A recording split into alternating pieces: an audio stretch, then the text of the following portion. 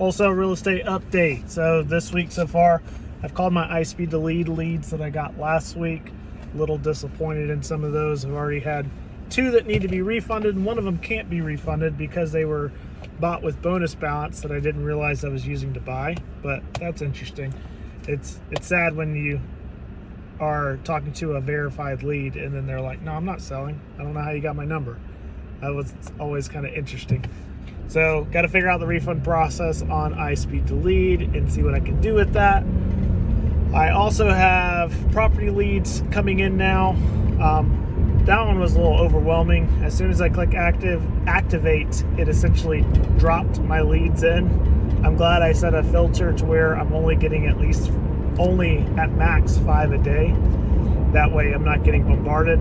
Had a problem with that with the setup. I'm going to need to contact my account manager in Resimply so that it gets stripped in to my CRM a little bit better. Right now it's just coming in, all 5 came in as one lead attached to a number that was associated with property leads, not the numbers that were associated with the leads.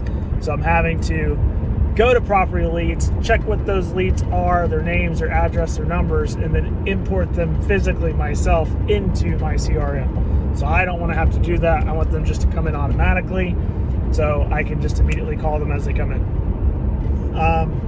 One of my property leads that I got in yesterday immediately said that they're not selling. So it's not that it's just iSpeed to lead, happened with property leads as well. I have submitted that refund and we'll see what's going on there.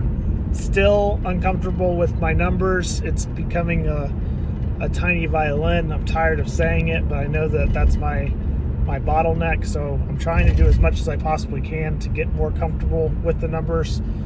I'm using Claude AI. I'm going through the modules in TU. I'm asking lots of questions, but for whatever reason, I just don't feel confident in myself with the numbers still. A lot of it's like the repair numbers, but I guess I just need to be conservative. I also have the irrational fear that, let's say someone comes and says they want to sell for 180, and I look at the math and I'm like, man, I need to be like 110 to make this work. In my brain, I'm saying, how the heck am I going to go from 180 to 110? But in reality, I think I just need to do it. But for whatever reason, there's a gap in there that I'm still struggling with. I also need to make sure I'm putting people in the correct buckets and make sure that I'm talking to highly motivated people with either the right price or the wrong price, and then educate them through the numbers. I think I'm changing the process a little bit, and I need to just focus on staying within the King Closers formula. Get really good at educating the seller on the numbers, which means I need to know the numbers, but not as much as I think I'm overemphasizing it. Another thing I did this week was talk to someone who runs a PPC campaign.